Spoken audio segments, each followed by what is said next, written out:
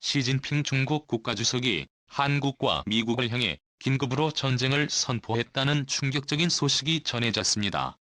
군사적 위협뿐만 아니라 산업 전반에 걸쳐 중국이 한국에 끔찍한 반응들을 저지르기 시작했는데요. 자, 그런데 한국이 이러한 중국에 맞서 너무나도 빠르게 과감한 결단을 내리면서 중국에 훨씬 더 큰 충격을 중국 전체가 난리가 나버렸습니다. 일각에서는 중국의 2인자로 불리는 리커창 총리가 벼랑 끝으로 떨어진 중국을 구하기 위해 2인자를 제거하는 쿠데타 준비를 완료했다는 놀라운 소식도 전해졌는데요. 부터 이 놀라운데요. 수익률에서 단독으로 여러분들에게 전해드리겠습니다. 니콜라스 주중 미국 대사가 중국의 충격적인 실체에 대해 폭로했습니다.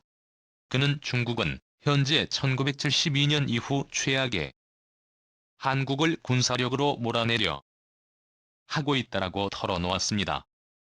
미국 국방부 보고서에 따르면 중국은 미군 없는 한반도를 목표로 하고 있는 것으로 전해졌습니다. 중국이 북한과의 접경 지역의 군사 준비 태세를 대폭 강화하고 있습니다. 서에 따르면 중국 인민해방군의 한반도 목표로 한반도 안정과 비핵화, 중국 국경 근처에 미군 부재를 제시하고 있습니다. 더 충격적인 것은 이 다음인데요.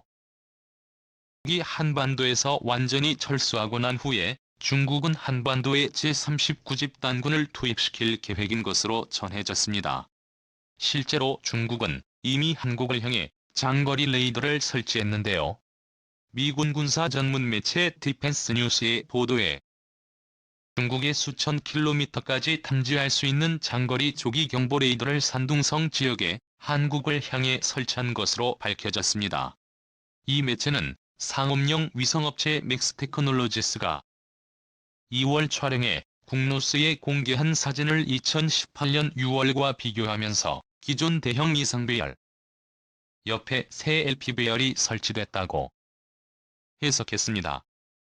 레이더가 설치된 장소는 한국과 가장 가까운 중국 동부 산둥성 유연현의 산꼭대기인데요. 한국에서 일어나는 모든 군사활동들을 중국에 감시하겠다는 것입니다. 너무나도 충격적인데 충격적인 레이더 설치에 이어 미군이 한반도에서 철수하는 순간 중국이 한국에 보낼 것으로 알려진 제39집단군. 실제로 최근 중국 지린성에 주둔 중이던 중국군 제39집단군의 한기갑 여단이 갑작스레 훈련에 돌입했습니다.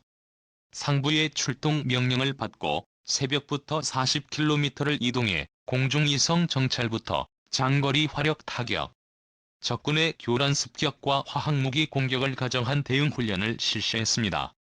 고위 장교들은 점검받았습니다. 훈련에 실시된 곳은 북중 접경 지역으로부터 약 200km 떨어진 곳으로 중국 해군 함정을 통해 한국으로 직접 개입할 가능성과 북한으로 넘어가 한국으로 침투할 가능성, 이렇게 두 가지 가능성이 제기되고 있는 상황입니다. 이를 위해 시진핑 중국 국가주석은 한국과 미국 침략에 반대하는 지휘부 참모들을 모조리 갈아치운 것으로 전해졌습니다. 또 매우 수상한 점이 포착됐는데요. 전국을 7개로 나누어 관리하던 7대 군구를 동서남북 중에 5대 전구로 재편했습니다. 전구 신설은 전투에 집중하라는 취재인데요. 한반도를 맡은 북부 전구엔 집단군 하나가 증강돼 4개의 집단군이 포진했습니다. 이것은 한국전쟁 이후 처음 있는 일로 중국이 또다시 한반도를 군사력으로 장악하려는 움직임을 보이고 있음이 증명된 셈입니다. 5개 집단군으로 구성된 중부 전구 다음으로 병력이 많고 나머지 3개 전구에 3개씩의 집단군이 배치됐습니다. 뿐만 아니라 첨단전과 미래전에 대비하고자 로켓군까지 신설했습니다. 미래의 새로운 전장에서 승리하기 위해선 핵공격의 억제 및 반격 중 장거리 미사일 정밀 타격 능력이 필수라며 이에 대한 역량을 강화하기 위해 기존 제2포병을 로켓군으로 격상시킨 것인데요. 이보다 더 중국이 집중하고 있는 군은 바로 16과 39집단군입니다. 16과 39집 단군은 접경지역 자정과 국경 수비 임무를 맡고 있습니다. 16집 단군은 한국전쟁에 참가한 경력이 있는데요. 이 중 핵심 전력은 39집 단군으로 인민해방군의 최정예 부대 중 하나로 한반도 유사시 제2순위로 출병할 전망입니다. 환구시보는 중국의 한국 침공을 시작하며 가장 먼저 개입될 부대가 39집 단군이라 전했습니다.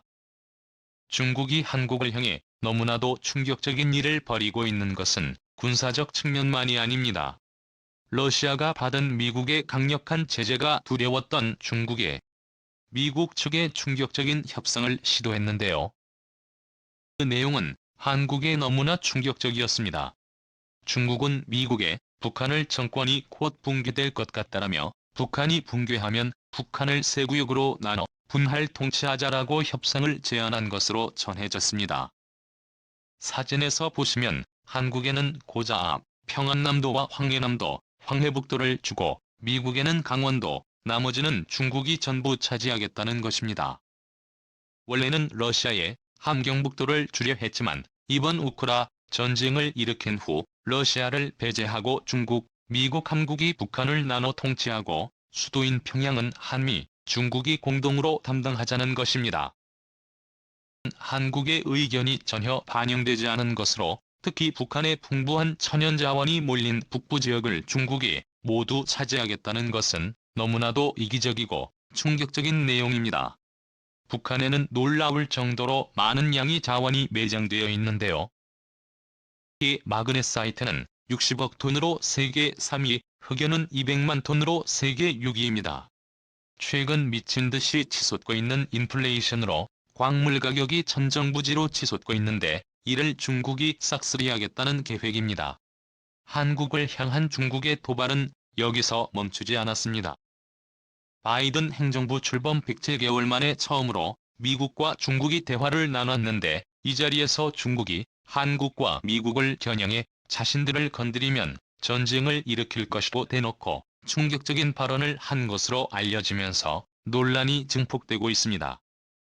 한국과 미국의 주도하에 중국을 고립시키는 단체 IPF가 만들어졌는데요. 여기에 대만까지 가입하자 우첸 중국 국방부 대변인은 중국군은 타이완을 분리하려는 시도에 대해서는 어떤 대가를 치르더라도 결연히 맞서 싸울 것이라 선포했습니다. 자, 그런데 더 이상 중국에 당하기만 하며 겁먹고 있을 한국이 아닙니다. 중국은 자신들의 위협에 한국이 쥐죽은 듯 조용히 있을 것으로 예상했지만 한국이 중국의 예상을 완전히 깨버리고 중국에 엄청난 충격을 주었습니다. 한국 기업들이 탈중국 흐름을 선도하고 있다고 블룸버그 통신이 최근 보도했습니다. 삼성이 중국에서 공장을 베트남 등 다른 국가로 옮기며 중국에 한 차례 큰 충격을 준 바 있는데 최근에는 아모레퍼시픽이 타이 중국 러시에 합류했습니다. 아모레퍼시픽은 중국에서 무려 1000개 이상의 매장을 폐쇄했는데요. 중국인 직원 수천 명에서 협력 직원까지 최대 수만 명의 직원이 한 번에 직장을 잃게 됐습니다. 뿐만 아니라 삼성 디스플레이와 LG전자도 중국 내 공장을 폐쇄하고 있다고 블룸버그가 전했는데요. 여기서 끝이 아닙니다. 한국무역협회는 반도체, 배터리, 석유화학, 자동차 등 일 수 있는 핵심 원자재 구매를 지원하는 태스크포스를 발족하면서까지 중국 의존도를 획기적으로 낮추기 시작했습니다. 이렇게 중국 외에 한순간에 국가 최대의 위기를 맞이하자 중국 내에서는 리커창이 조만간 정치적 쿠데타를 일으켜 1인자 자리를 차지할 것이라는 전문가들의 주장이 쏟아져 나오기 시작했습니다. 중국 웨이신에 실린 부고는 27일 중공 텐진시의 부서기 겸 시장 야오고신 동지가 돌발 질병의 응급조치도 소용없이 불행히 세상을 떴다. 향년 59세라는 내용이 저준이 시진핑 사단으로 분류되는 야오 시장의 사망 소식은 이튿날 신문지면에서는 보도되지 않았고 텐진시 정부 홈페이지에서 그의 이름을 재빨리 지워졌습니다. 야오 시장의 돌연한 죽음이 놀라웠던 그가 오늘 10월 열릴 예정인 중국 공산당 20차 당대회에서 리용중 텐진당 서기 후임으로 권력 서열 25위권인 정치국 위원 진입을 노리던 다크호스였는데요. 중국 전문가들은 리커창의 엄청난 반격이 시작된 것이라 말했습니다. 뿐만 아니라 리커창은 대외 개방을 확대할 것이라며 시진핑의 정면으로 맞서며 한국 그리고 미국과의 관계 개선을 예고했는데요. 나락으로 떨어지던 중국 경제를 살릴 지도자는 리커창뿐이라며 이미 수많은 중국인들의 거리로 나와 리커창을 향해 환호를 지르고 있습니다.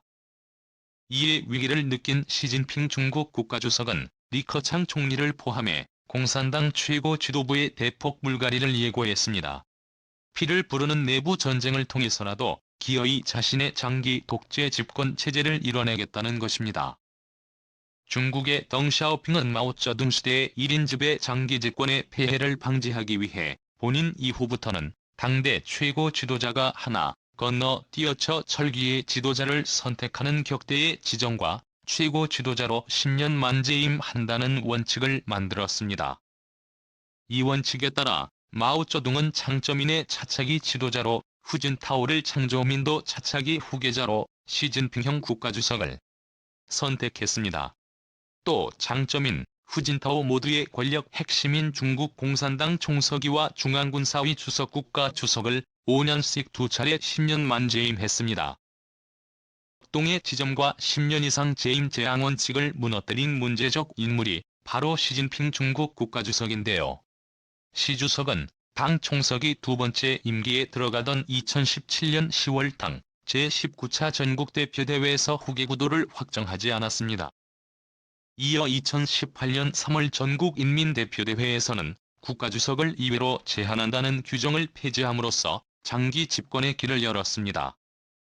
천상천하의와 독존 체제를 구축한 것이 시진핑의 목표였는데, 하지만 시진핑의 예상을 깨고 한순간에 중국 내 스타로 떠오른 중국의 2인자이자 차기 2인자 리커창이 한국 그리고 미국과의 대대적인 관계 변화를 선포하면서 시진핑의 야망은 한낮의 꿈에 불과했습니다. 오늘도 감사합니다. 고로 멋진 하루 보내시길 바랄게요.